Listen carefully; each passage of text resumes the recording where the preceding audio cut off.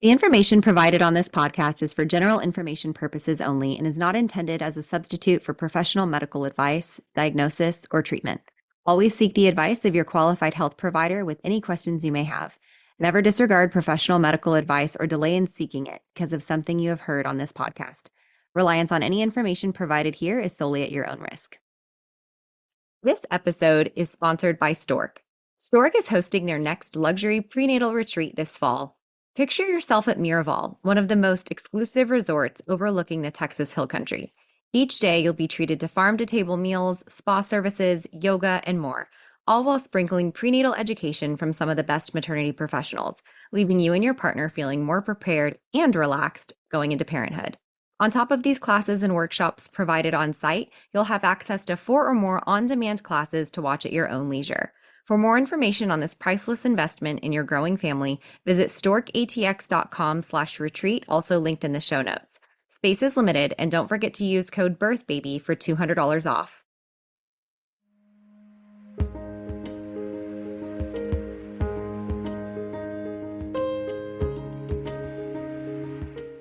Welcome! This is Birth, Baby. Your hosts are Sierra Morgan and Samantha Kelly. Sierra is a birth doula, hypnobirthing educator, and pediatric sleep consultant. Samantha is a birth doula, childbirth educator, and lactation counselor. Join us as we guide you through your options for your pregnancy, birth, and postpartum journey.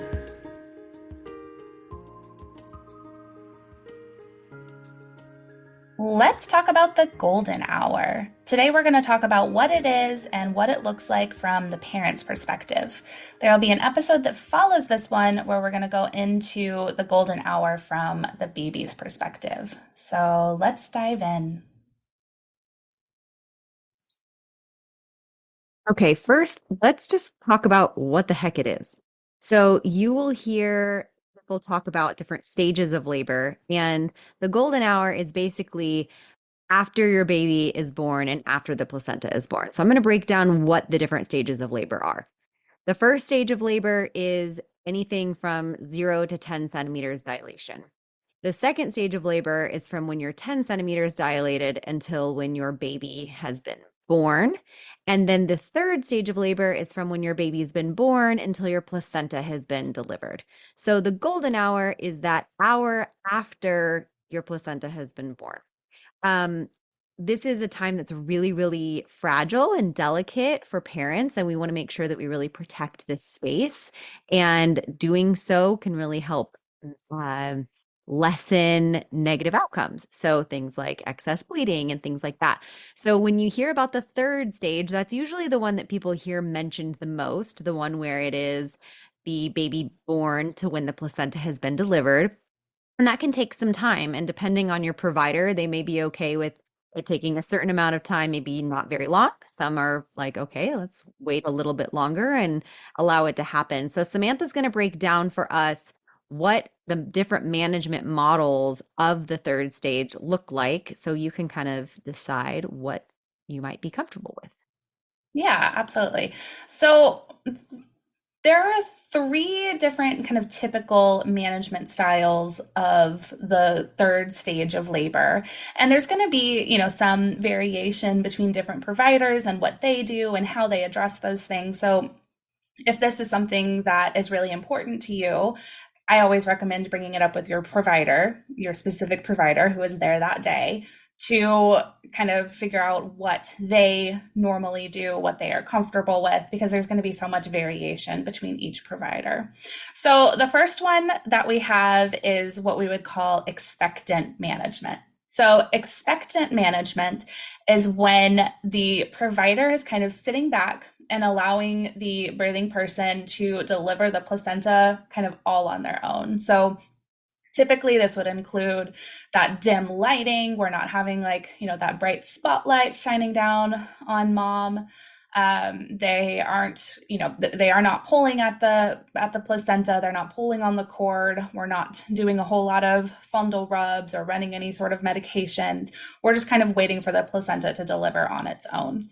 Typically with this model of care, the placenta is going to deliver within about 5 to maybe 30 minutes after the birth of the baby. After about 30 minutes, we're probably looking at some more intervention because the risk of additional bleeding does go up the longer that the placenta stays in. So that would be the expectant management of care. This is what you're typically going to receive when you have the midwifery model or when you have just kind of a more hands-off provider. Yeah, we do see this sometimes in a hospital setting. There are a couple of doctors and OBs that we refer to in our area. So it'll be really important to just ask questions to your provider about what their management style is for the third stage of labor. And they'll probably be pretty impressed if you're saying, "What is your management model for the third stage Yeah. of labor?" Yeah. And the next stage of labor, and this is the one that we most commonly see in the hospitals. Like she said, we do see some who are practicing more of a expectant management style, but mostly we're going to see more of the active management. So active management would be that as soon as the baby is delivered, the provider is applying some cord traction, which sounds exactly, it is exactly as it sounds. They are applying a little bit of pressure to the cord to help the placenta to deliver. In a true active management style, they're going to be using that cord traction. They're going to be doing fundal massage to basically get the uterus to release from the uterine wall because there's not a whole lot we can do to force the uterus to release. Placenta. Get Sorry, placenta to release from the uterine wall. We placenta, definitely don't not want uterus. Your uterus is not coming out of you. like I hope not. Important note, the placenta. So we want the placenta to release from the uterine wall. And so they might be doing some fundal massage to get that placenta to detach. And then they would be applying the cord traction to basically deliver the placenta for you.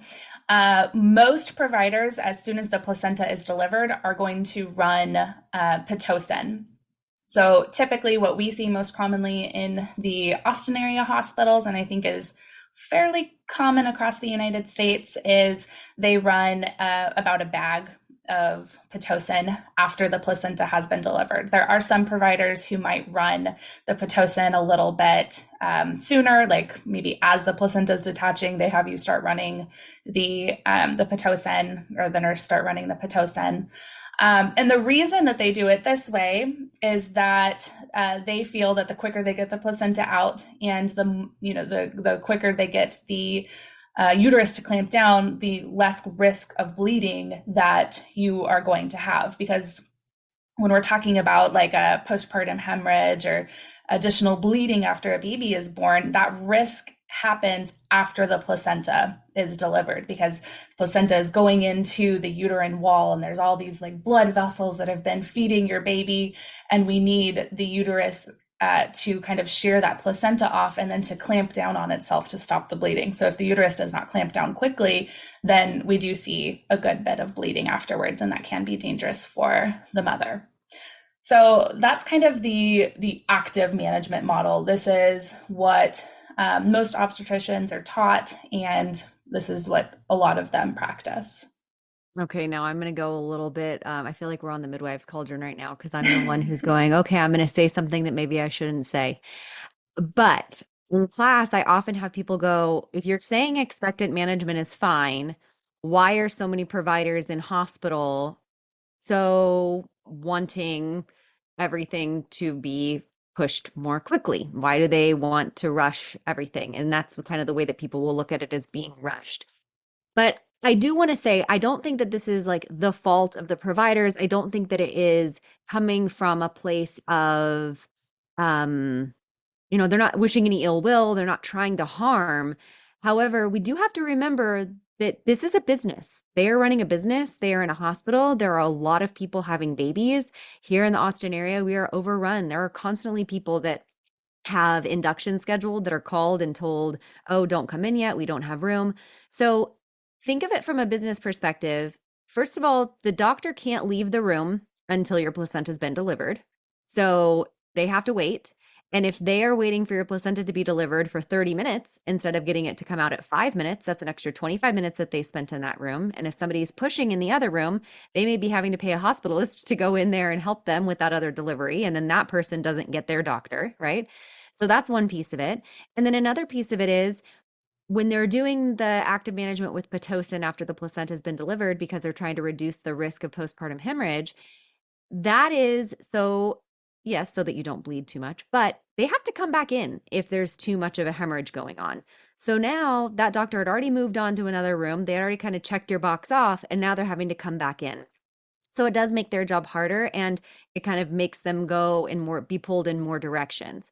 Now, I always say in my birthing class, it is not your job to make their job easier. So if you don't want prophylactic Pitocin postpartum, you can tell them that and say, I only want it if I am having, too much bleeding.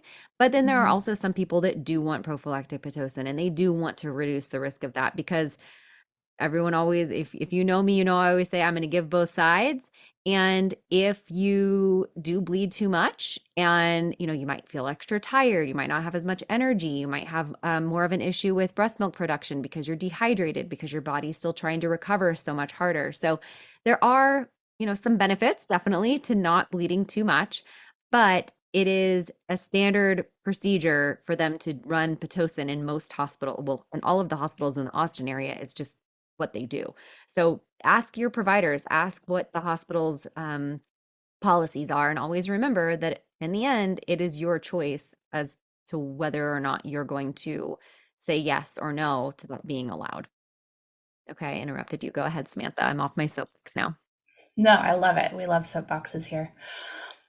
So we talked about like the active management, expectant management. There is a middle ground, and we do see a lot of providers that do practice this more middle ground approach. So we would call this a mixed management style, which is where they're kind of combining different aspects of the active management versus an expectant management. So typically what we see when we're talking about mixed management is we see the provider when the placenta, or sorry, when the baby is born and placed on the mother's chest, we see the provider kind of just sit back for a little bit and give a certain amount of time. Everybody is going to have a different kind of prescription for what their time is, but they're going to kind of sit back, let it happen. They might apply some light cord traction to encourage the placenta to deliver, but they're not kind of like reaching in there and swiping around or grabbing at the cord and trying to yank anything out. They're waiting for the placenta to release on its own, and then they would still help you deliver the placenta by applying that cord traction so that you aren't actively having to push out the placenta. And then typically with that mixed management style, we do still see that prophylactic Pitocin after delivery. So why do these different things matter? I touched on it briefly, but the risk here is of a postpartum hemorrhage, which can be caused by what we would call a retained placenta, which is where your placenta does not deliver in the prescribed amount of time. Different providers are going to have different times for what they would consider a retained placenta. Typically, it's anywhere from 18 minutes to an hour is what would be considered a retained placenta. Most providers, minutes. This stuff makes me laugh. I know. Most providers after about 30 minutes are going to start getting a little bit more active. And I'll be honest, I don't really know the exact rates of what the increase is right there. Of if you wait for 20 minutes, what's your risk of a hemorrhage? If you wait for 30 minutes, what's your risk of a hemorrhage? Those are great questions to ask your provider and kind of talk through with the professionals who went to school for this. And I'm sure it's somewhere on evidencebasedbirth.com, or I'm sure she has a podcast about it. So shout out to EBB. Don't doubt it. She's so good at that. Yeah, absolutely. Did we miss anything on the different management types? Are we ready to move on? I don't think so. I think that's kind of the basics of active management, expectant management, mixed management. Again, if you have questions about these things, just talk to your provider about it, your midwife, your OB, whoever it is that you're seeing. Ask them about it. They're the professionals, and they are going to have a lot more information than the two of us. And I also like to tell people, if you ask questions like this to your provider, not only is their answer important, but the way they behave when they're answering your question is important, no matter what you're asking about. So let that speak to you, pay attention to their facial expressions, pay attention to their tone of voice. Are they annoyed that you're asking this? Because they shouldn't be. They should be glad that you care enough to be an active role in the whole process of everything and understand what's going on. Okay, so what medications are offered? Well, we just talked about Pitocin, that's offered.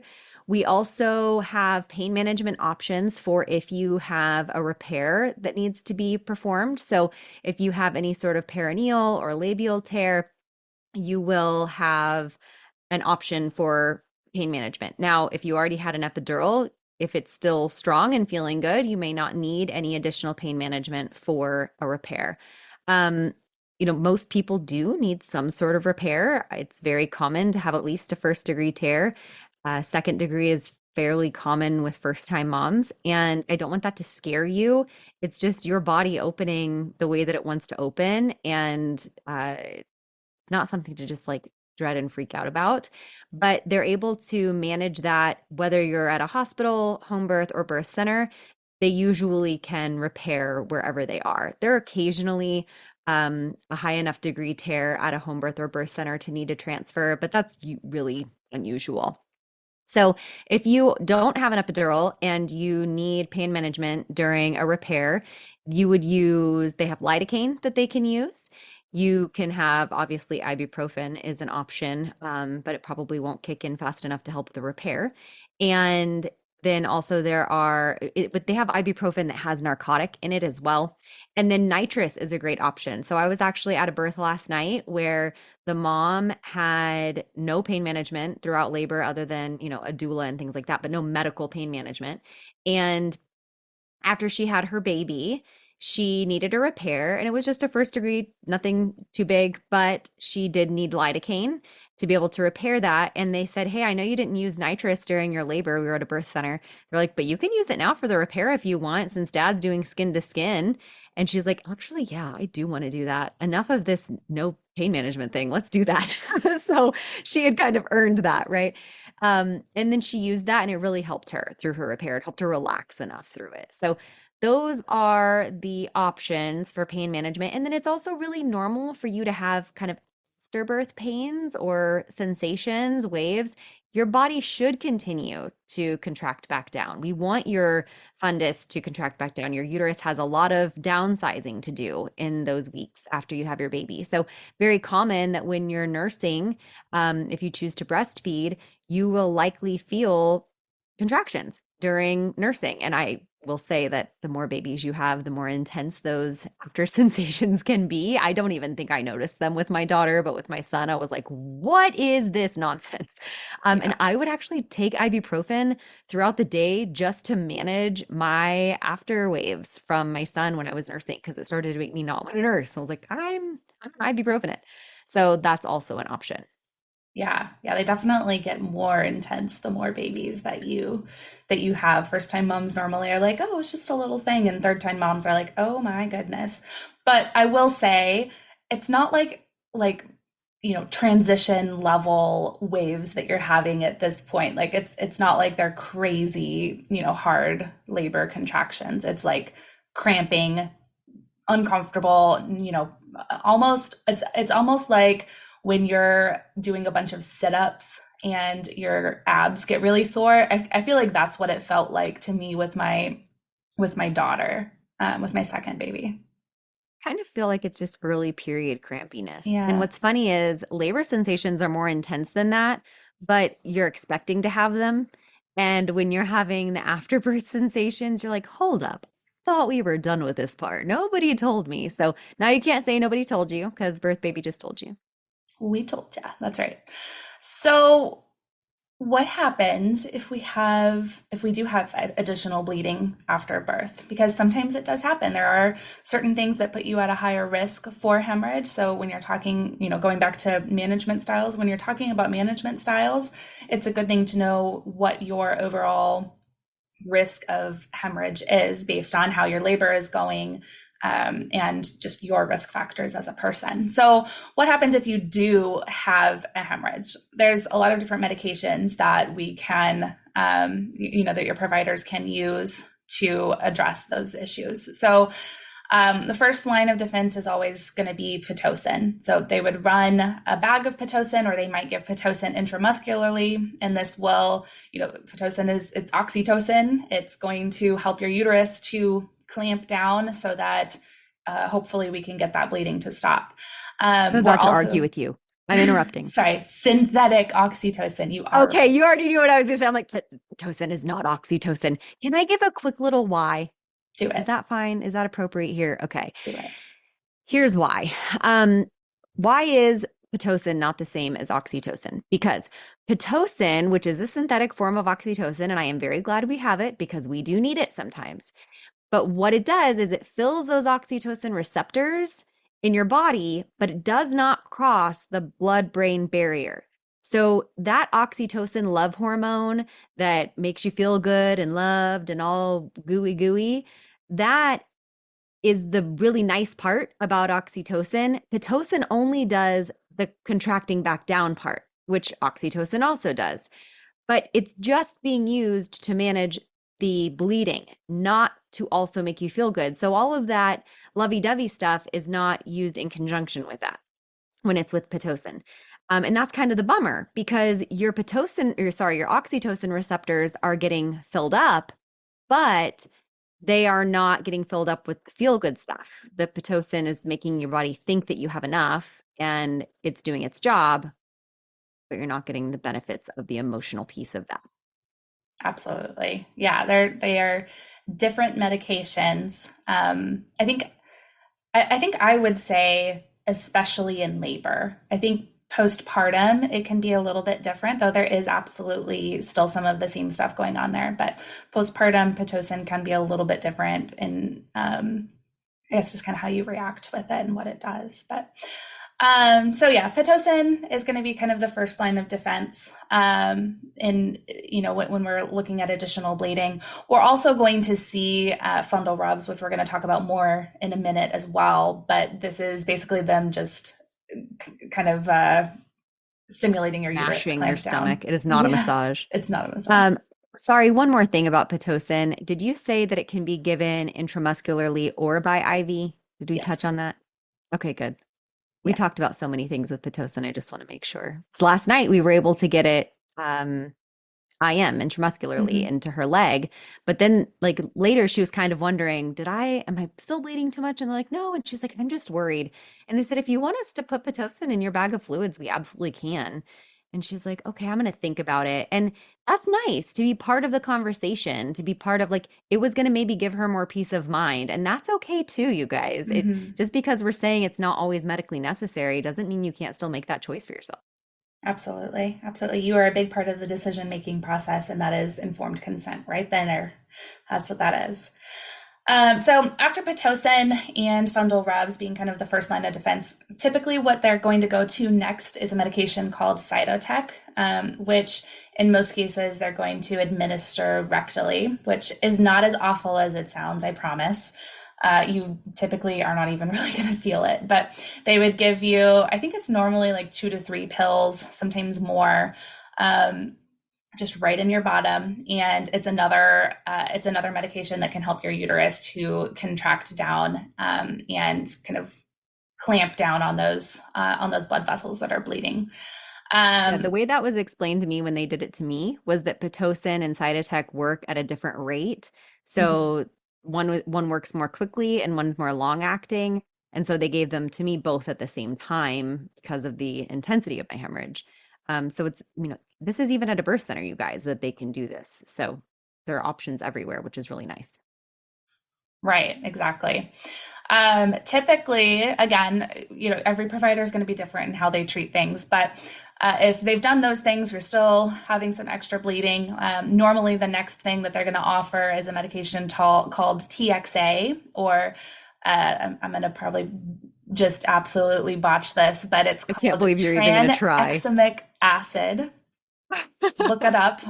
You can probably figure out a better way to pronounce it than I can. Don't at us. Yeah, do not. It is a medication used to treat or prevent blood loss from a larger trauma, like, that postpartum bleeding or different things like that. So that can be a really beneficial medication that they can offer at that point. Then there's also something called Methergen, which is sometimes used, and in recent, I don't even know how long this has been around. I think it's mostly come around in the last like year or two. There are some devices that they can actually use to treat those bleedings. There's something called a Jada device is one brand. I think there's couple of different options out there, but it's almost like a balloon. This is my understanding of it. It's almost like a balloon that they put in your uterus to kind of pretend like your uterus is stopping that bleeding. So I don't, in my understanding, it doesn't actually help your uterus to clamp down, but it will stop the bleeding artificially while they figure out how they can get your uterus to clamp down. So those are some of the options. There's, more coming out all the time, more different devices, different medications. But those are the ones that we personally have had experience with in our practice and what we see being used most commonly. Yeah, and disclaimer all over the place. We're not medical professionals. We're just telling you from a doula's perspective, like what we've seen used, and as childbirth educators, what we teach about. But when you want to know like the risks and benefits and when and why all of these things are used, again, ask your provider. That is completely appropriate to ask them even preemptively and at an appointment, hey, in case of hemorrhage, like what things do you have on hand, like what is the order of the things that you use. Those are all questions to ask them. So this is just kind of a starting point to get that conversation started for you guys. Absolutely. So tell us about fundal rubs. Oh man, I've heard them called fundal massages, and I'm like, that is just the most rude massage ever. Well, let's not call it that.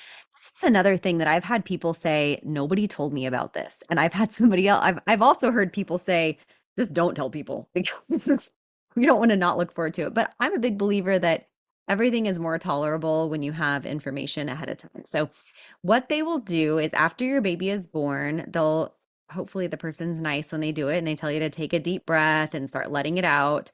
And they will press down on your stomach around where your fundus is, or they're looking for your uterus to make sure that it is contracting back down and getting hard. So things like if you have a baby very quickly and you're like a super fast labor, sometimes your uterus is like, what? There's not a baby in here anymore. And it kind of needs a little boost of, hey, you're supposed to contract back down now, okay? Or if you had a really, really, really long labor and your uterus is just exhausted and it's been working for a really long time, once the baby comes out, sometimes it's like, hey, yo, I'm too tired to be messing with all this. Help me out. And what happens if that's not contracting back down is that your bleeding is stronger and you're having clots and things like that. So a fundal rub is a way for your provider. They push on your belly, they rub around, and they see if your fundus is hard. And if it's not, they're going to continue rubbing and try to get it to stimulate to contract back down.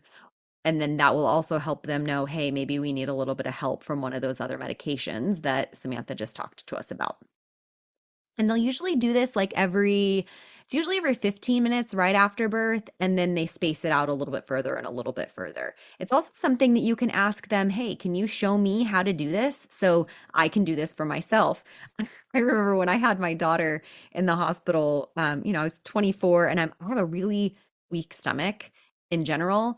And I was young. So it was like a bad combination. And they're like, oh, here's how you do it. I was kind of surprised they were telling me. And I was like, hey, we're paying you for me to be here. You rub it. I'm not doing this. And I looked at my ex-husband. I was like, there's no way I'm doing this when I get home. This is so gross. Like it grossed me out because I'm a wimp. But some people prefer, rather than having someone else touch on their stomach, they want to know how to do it and they want to feel it. And I've had some midwives and nurses, because it's not usually the doctor doing this, they're usually gone by then. But I've had some midwives and nurses go, hey, do you want to feel what it feels like to the mom or the person that's giving birth? Do you want to feel what it feels like when it's hard? This is what it should feel like. So if you ever rub around in your stomach and it doesn't feel like this, here are some things that you can do. I think that's Mhm. great that they get people involved in their own recovery. Yeah, because there's some things that you can do, like, if your bleeding is increasing in that moment, there's some things that might be why your fundus is not where it should be or how it should be. Like sometimes if it's off to the side, that might mean that your bladder is full and that it's literally pushing it off to the side. And then you go pee and empty your bladder, and then it's able to kind of clamp back down again. Or sometimes Literally it's, 1:30 a.m. last night. That is exactly what yeah, happened. She was like, "Your uterus is just a little off to the side. I'd really like to get us up and have you pee." And that fixed it. It was great. absolutely. That was when I had additional bleeding after I had my daughter. It was because my bladder was so full. And when, they did get me up to go to the bathroom, with a little bit of drama, I was able to empty my bladder and then my uterus could do what it needed to do. So With a little bit of drama. a little bit of Shocker that your drama. uterus would be dramatic. There you go. Um, All right. Well, tell us what to expect if you have an epidural, if it wears off. And also, what do we expect if we never had any epidural and kind of what it's going to feel like after we give birth? Yeah. So typically after you deliver, so normally as soon as the baby's out, sometimes they wait until after the repair is done. They're going to go ahead and turn off your epidural pump if you have one going. It just doesn't mean that, the epidural is going to wear off immediately. So that's why it would be okay for them to turn it off after the baby's born, because you'll still have a good bit of numbness for a while, while they do a smaller repair. If you have a little bit of a more complicated repair or anything else going on, they'll probably leave it on for a while longer, which can be really helpful. But in most cases, the epidural is going to wear off about an hour or two after they turn it off. And when that epidural has worn off, the goal in we call it recovery is for you to get up to pee, to kind of get yourself cleaned up a little bit. Well, really, you're not getting yourself. You have your midwives or your nurses or whoever helping you with that, and maybe putting on a new nightgown to go to postpartum or to be snuggled back into your bed or whatever it is.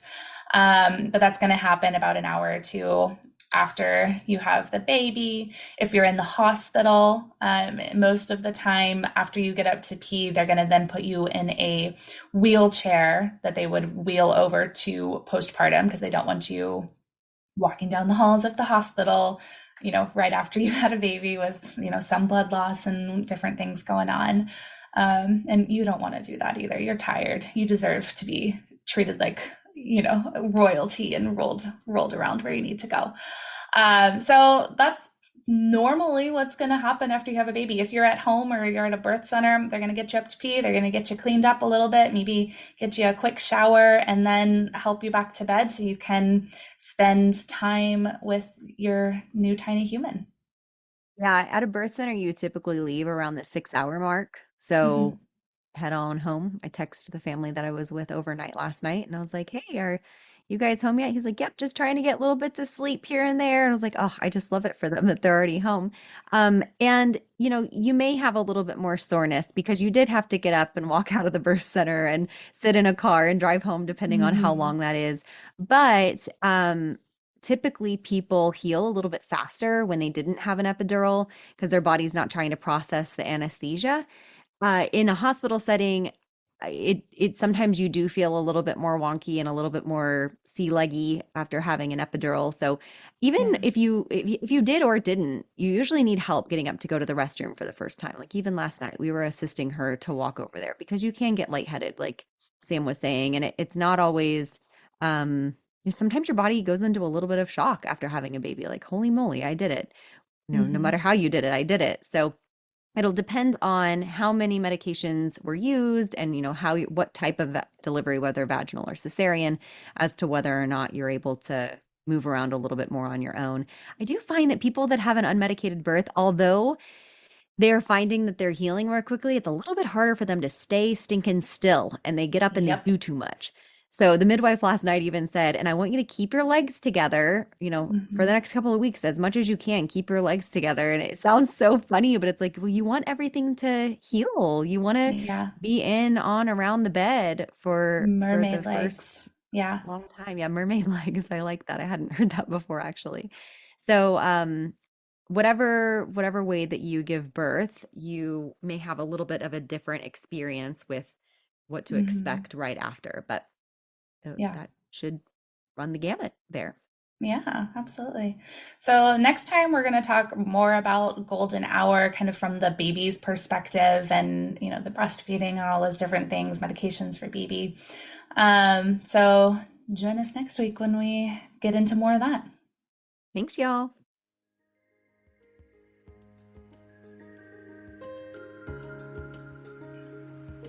Thank you for joining us on Birth, Baby.